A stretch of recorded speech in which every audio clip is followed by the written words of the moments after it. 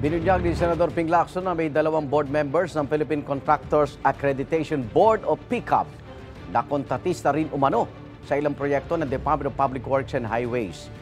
Bago naman nag-resign si DPWH Secretary Manuel Bunoan, sinuspinde o kaya inilipat niya sa pwesto ang ilang kawani ng ahensya na sangkot umano sa kontrobersya. Bumuo rin siya ng Anti-Graft and Corrupt Practices Committee. May unang balita si Jonathan Andal. Matapos mabunyag ang mga palpak na flood control project sa Oriental Mindoro, isang bakal na inilagay. Nireassign si Engineer Gerald Pacanan, ang Regional Director ng DPWH Mimaropa. Inilipat si Pacanan sa Central Office. Ang pumalit sa kanya si Engineer Editha Babaran. Isa yan sa inanunsyo ni dati DPWH Secretary Manuel Bunoan sa isang video message.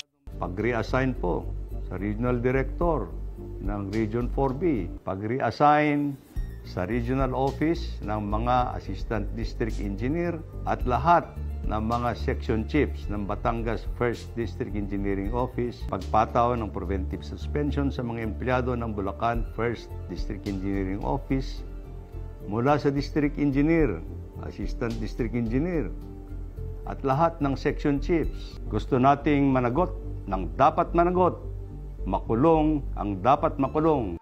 Bumuo rin ang DPWH ng Anti-Graft and Corrupt Practices Committee na layong imbestigahan ang mga posibleng katiwalian ng mga kawani ng ahensya.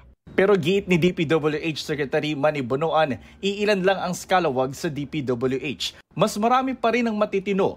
Kasabay nito, ibinunyag ni Senador Panfilo Lacson na 2 opisyal ng PCAB o Philippine Contractors Accreditation Board na taga-regulate ng mga kontraktor ang sila rin palang mga kontratista sa gobyerno. Tinukoy ni Lacson sina PCAB Board Member Engineer Ernie Bagaw at Engineer Arthur Escalante na may sariling mga construction company. Aniya, si Bagaw na reappointed board member ng PCAB noong September 2023 para sa 3 taong termino ay managing officer ng EGB Construction na pumipirma pa sa mga kontrata ng kumpanya sa DPWH.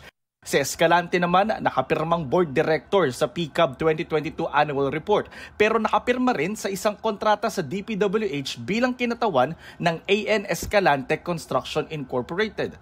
Sinubukan namin kunan ng pahayag si Escalante at Bagaw pero wala pa silang tugon sa aming pinadalang mensahe. Ayon kay Lacson, posibleng conflict of interest ito na labag sa batas o Code of Conduct and Ethical Standards for Public Officials. May parusa itong kulong na hanggang 5 taon, multang hanggang 5,000 piso at posibleng humantong sa pagkakadisqualify sa gobyerno.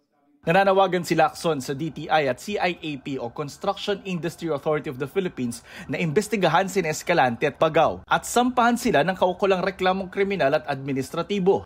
Dati nang sinabi ni Lacson na may nagsumbong sa kanya na ibinibenta ng PCAB ang accreditation sa mga kontraktor sa halagang 2 milyong piso.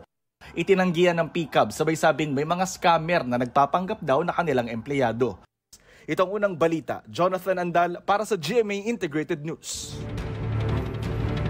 Igan, mauna ka sa mga balita, mag-subscribe na sa GMA Integrated News sa YouTube para sa iba't ibang ulat sa ating bansa.